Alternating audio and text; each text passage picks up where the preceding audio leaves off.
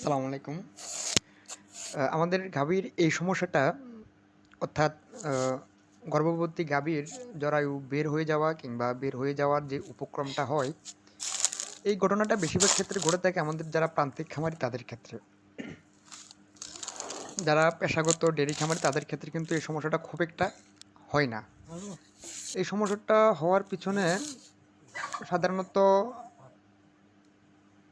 গাভীর যে food diet যেটা অর্থাৎ তার যে খাবারের যে তালিকাটা সেটা ঠিক না থাকলে এবং বিশেষ করে ক্যালসিয়ামের ঘাটতি থাকলে তখন গাভীতে এই সমস্যাটা বেশি দেখা দেয়। অনেক সময় এমনও ঘটে যে আ আ গাভী প্রেগন্যান্ট সে সময় গাভী যখন বসে তখন তার জরায়ুটা দেখা যায়, জরায়ু বলটা দেখা যায়। আবার যখন উঠে দাঁড়িয়ে যায় তখন সেটা ভিতরে চলে যায়। আবার অনেক সময় এমনও ঘটে যে বাচ্চা দেওয়ার সময় আসছে কিন্তু গাভী উঠতে পারে না, জরায়ু বের হয়ে যাওয়ার উপক্রম এবং অনেক সময় বাচ্চা দিয়ে দিলে তখন